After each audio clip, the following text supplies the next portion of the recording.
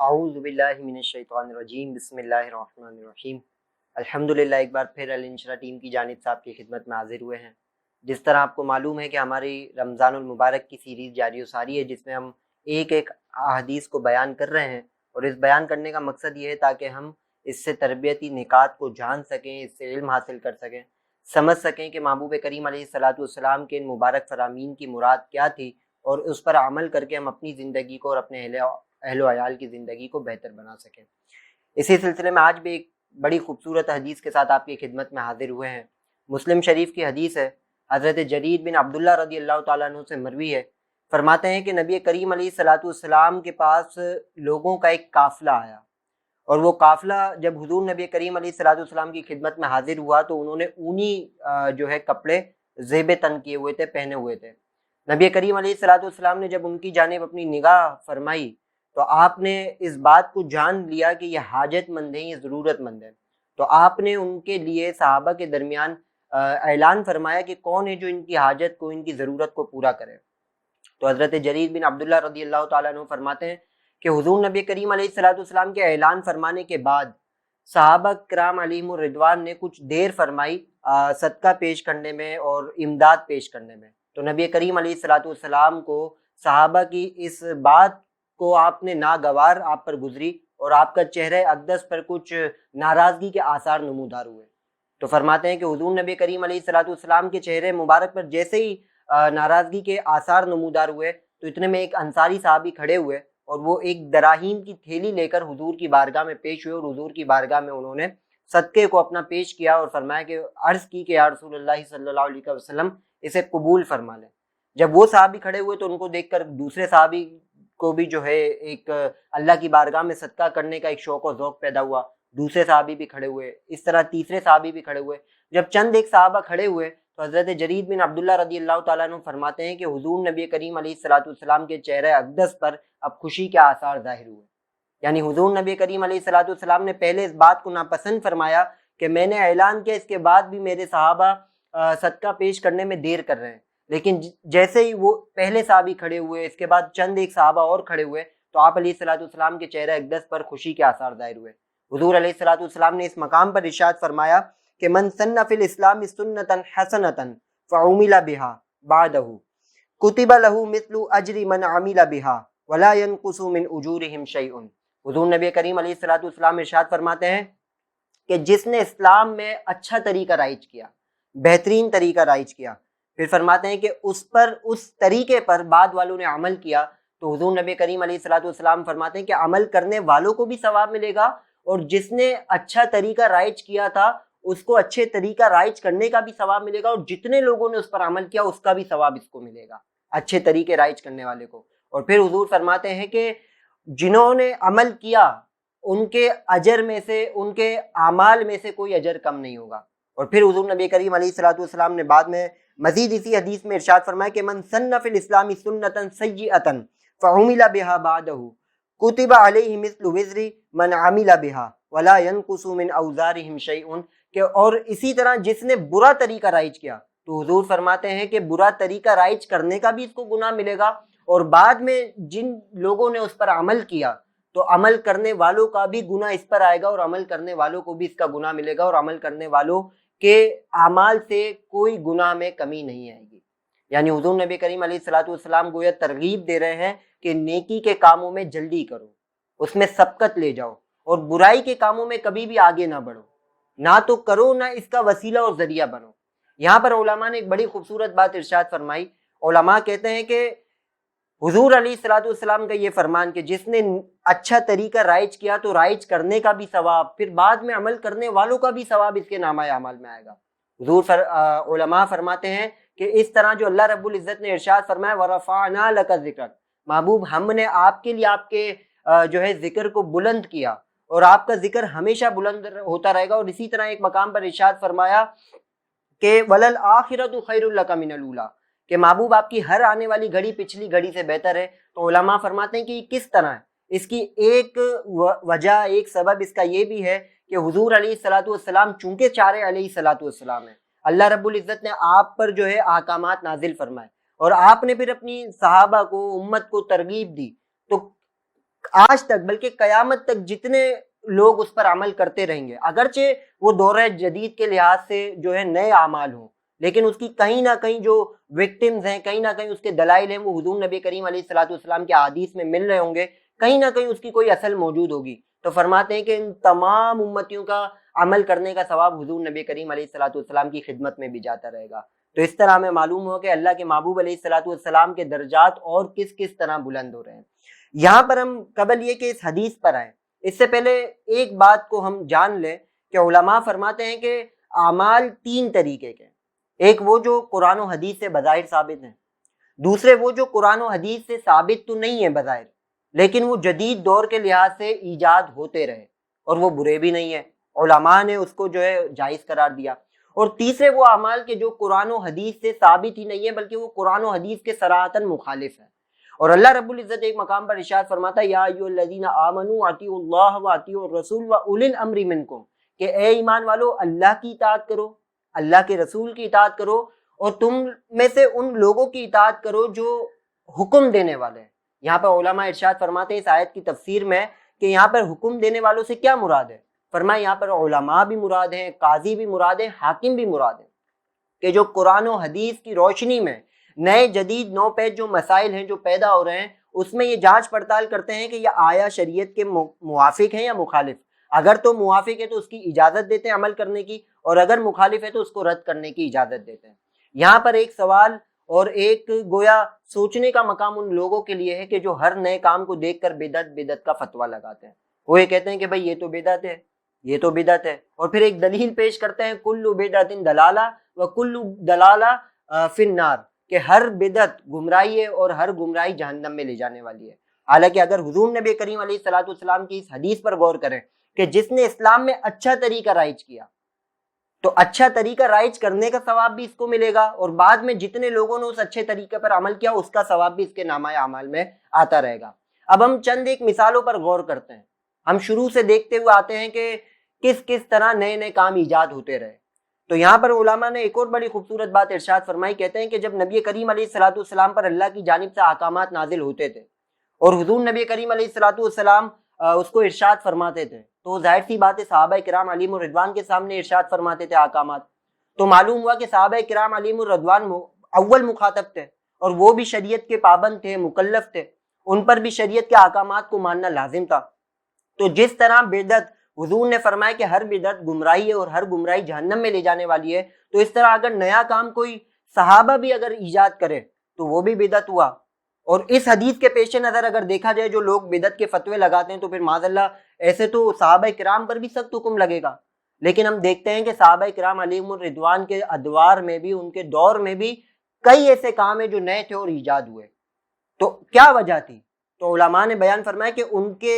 سامنے حضور علیہ الصلوۃ والسلام کی یہ حدیث بھی موجود تھی کہ جس نے اسلام میں اچھا طریقہ رائج کیا، بعد والوں نے اس پر عمل کیا، تو رائج کرنے کا بھی ثواب اور عمل کرنے والوں کا بھی ثواب۔ اب ہم شروع سے دیکھتے ہوئے آتے ہیں کہ نبی کریم علیہ الصلوۃ والسلام کا جب وصال ہوا، جناب صدیق اکبر رضی اللہ تعالیٰ عنہ دورہ خلافت پر فائز ہوئے،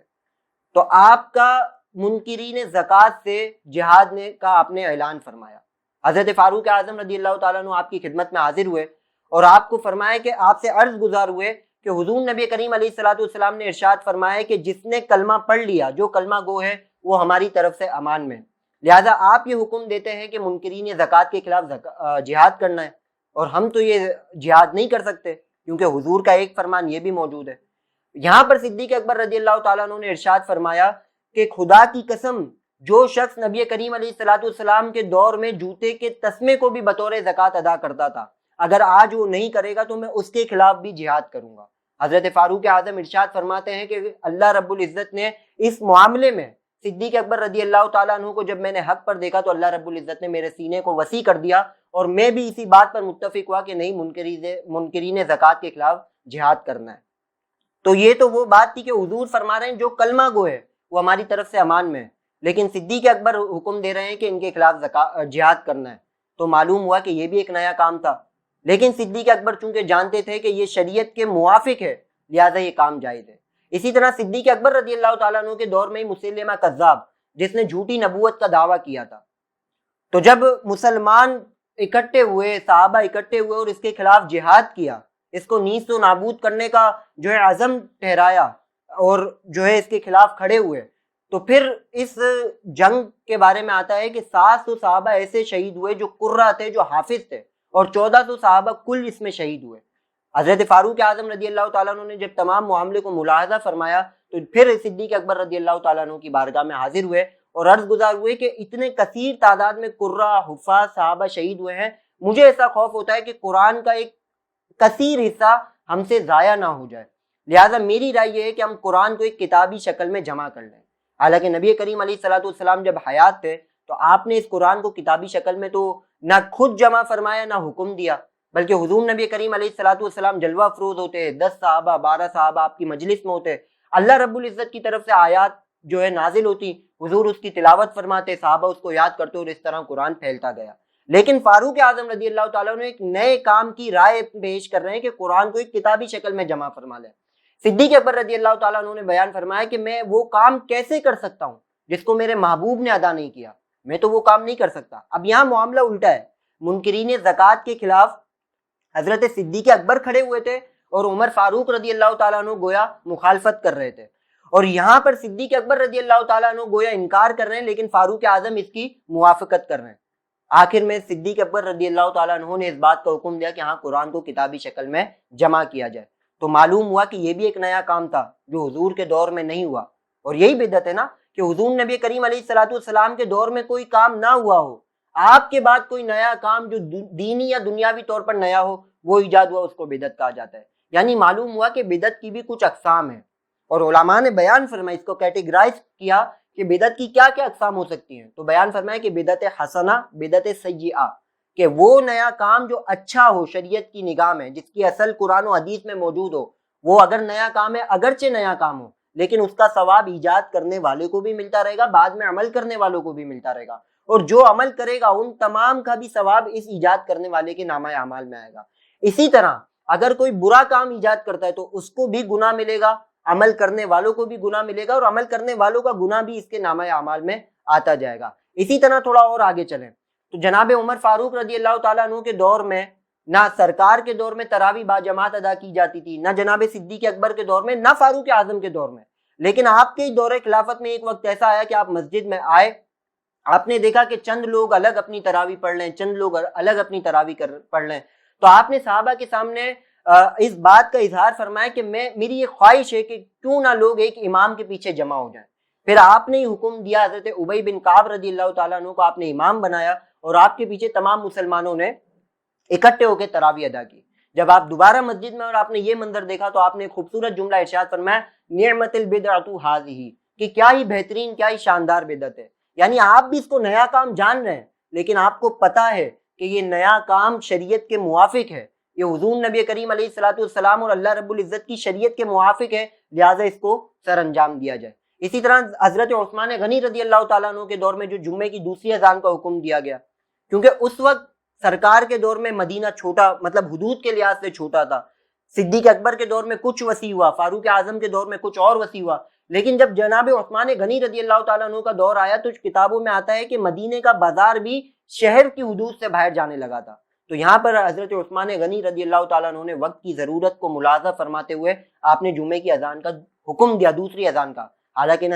حضور کے دور میں تھی، نہ جناب صدیق اکبر کے دور میں تھی، نہ جناب فاروق اعظم کے دور میں تھی۔ یعنی معلوم ہوا کہ کئی ایسے کام ہیں جو حضور کے دور میں نہ تھے، صحابہ کے دور میں ایجاد ہوئے، اور پھر آج تک لوگ اس پر عمل کرتے آ رہے ہیں، بلکہ قیامت تک کریں گے۔ اسی طرح کچھ ایسے بھی کام ہیں کہ جو صحابہ کے دور میں بھی نہ تھے۔ چلے ہم ایک چوٹ یہ بھی مان لیں کہ بدعت کی ایک تعریف علماء نے یہ بھی کی کہ حضور کے دور میں نہ ہوا ہو، صحابہ کے دور میں نہ ہوا ہو، صحابہ کے بعد دور میں ایجاد ہوا، وہ بدعت کہلاتا ہے۔ تو کئی ایسے کام ہیں کہ جو صحابہ کے دور میں بھی نہ ہوئے، بعد میں ہوئے۔ آج ہم دیکھتے ہیں کہ قرآن کتابی شکل میں تو حضرت صدیق اکبر کے دور میں آیا، لیکن اس پہ اعراب بھی لگائے گئے، اس پہ نقطے بھی لگائے گئے، اور اس کو 30 پاروں میں بھی ڈیوائیڈ کیا گیا۔ حضرت امام احمد رضا خان فرماتے ہیں کہ جب ان سے پوچھا گیا کہ اس قرآن کو 30 پاروں میں ڈیوائیڈ کرنے والا کون ہے، تو آپ نے فرمایا کہ یہ کوئی نامعلوم شخص ہے، لیکن کام اس نے اچھا کیا ہے۔ تو معلوم ہوا کہ حضور نبی کریم علیہ الصلوۃ والسلام اور آپ کے صحابہ کے کافی دور کے بعد ہوا یہ کام، لیکن یہ کام اچھا ہے۔ بلکہ آج ہم رمضان میں جب تراویح بھی پڑھتے ہیں تو حفاظ باقاعدہ نشانی لگا کے چلتے ہیں، آج 1.25 پارہ پڑھنا ہے، 1.5 پارہ پڑھنا ہے۔ تو یہ کیسے؟ کیونکہ یہ پاروں میں ڈیوائڈ ہوا، نہ صحابہ کے دور میں نہ ہوا نہ حضور کے دور میں۔ اسی طرح ہم دیکھیں تو مسجدوں کے مینار، مسجدوں کو مزین کرنا، حالانکہ حدیث میں تو ملتا ہے کہ حضور نبی کریم علیہ الصلوۃ والسلام نے مسجدوں کو مزین کرنے سے منع فرمایا، آپ نے اس کو ناپسند فرمایا، لیکن وقت کی ضرورت تھی تو لوگوں نے مسجدوں کو مزین بھی کرنا شروع کیا تاکہ نمازی آئیں، نمازیوں کا دل مسجدوں کی جانب لگے۔ اسی طرح جو لوگ بدعت کے فتوے لگاتے ہیں، اگر ان سے بھی پوچھ لیں تو ختم بخاری شریف تو وہ بھی کرتے ہیں، بخاری کی دلیل تو وہ بھی مانگتے ہیں۔ تو ہمارا ایک چھوٹا سا سوال یہ ہے کہ بخاری کب حضور کے دور میں تھی؟ نہ حضور علیہ الصلوۃ والسلام نے خود اپنے دستے مبارک سے اس کو تحریر فرمایا، نہ اپنے صحابہ کو حکم دیا، بلکہ امام بخاری جو کہ صحابہ کے بھی کافی دور کے بعد میں آئے،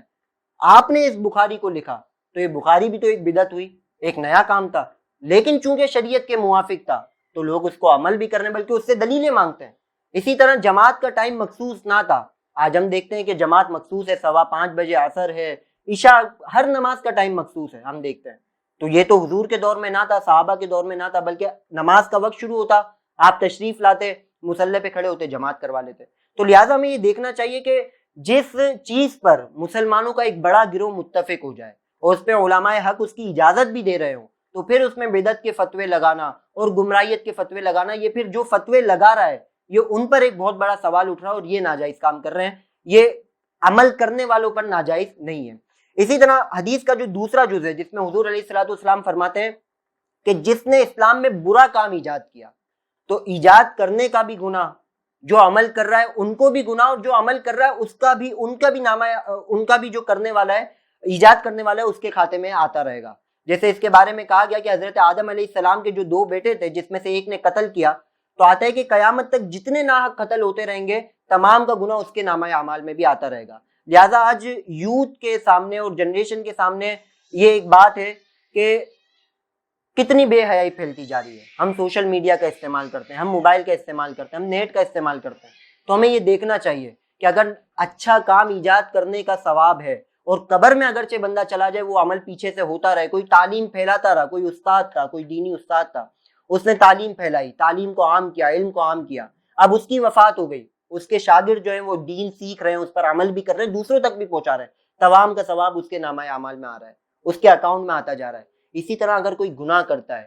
کوئی پکچرز دیکھتا ہے، کوئی جو ہے سانگز کو پھیلاتا ہے، جو اپنی اکاؤنٹس میں اپنی آئی ڈی سے جو ہے بے حیائی کے کام کو شیئر کرتا ہے، تو ہمیں نہیں پتا کہ ہماری کون سی رات ہمارے اپنے کمرے میں، ہمارے اپنے بستر میں آتی ہے اور کون سی رات ہماری جو ہے قبر میں ہو سکتا ہے ہم نے ابھی کوئی سانگ یا کوئی بے حیائی کا کام اپنے اکاؤنٹ سے شیئر کیا ہو اور ہماری موت آدھے گھنٹے بعد، 1 گھنٹے بعد آ جائے، آج کی رات بھی ہم جو ہے قبر میں ہمیں گزارنی پڑے۔ تو جو لوگ پیچھے سے ہمارے اس اکاؤنٹ کے اس پکچر کو، اس ویڈیو کو، اس سانگ کو دیکھیں گے، اس بے حیائی کے کام کو دیکھیں گے، تمام کا گناہ ان کو تو ملے گا لیکن ان کے بدلے کا ہمیں بھی ملتا رہے گا، کیونکہ ہم اس کے وسیلے اور ذریعے بنے تھے، ہم نے اس کام کو شیئر کیا تھا۔ اسی طرح بڑوں سے بھی ایک ریکویسٹ ہے کہ وہ اپنے بچوں کے سامنے کم از کم، اگر کوتاہیاں اپنے اندر ہیں، رہیں، انسان ہے، بشر ہے، بشری تقاضے ہیں، لیکن کم از کم اپنے بچوں کے سامنے گناہ سے بچیں، ان کو جھوٹ نہ سکھائیں، ان کو رشوت لینا نہ سکھائیں، ان کے دلوں میں نفرت نہ ڈالیں کہ آپ تو اس دنیا سے چلے جائیں گے یہ گناہ کے کام کرتے ہوئے، یہ برائی کے کام ایجاد کرتے ہوئے اپنے بچوں کے دلوں میں پیدا کر دیں گے،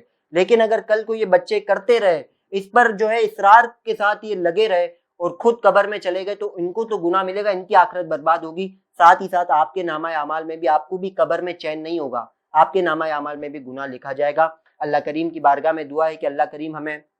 شریعت مطہرہ کو صحیح طرح سیکھ کر اس پر عمل کرنے کی توفیق عطا فرمائے، اسے آگے پھیلانے کی توفیق عطا فرمائے، نبی کریم علیہ الصلوۃ والسلام کے فرامین پر عمل کرنے کی توفیق عطا فرمائے، آمین بجاہ النبی جی الامین۔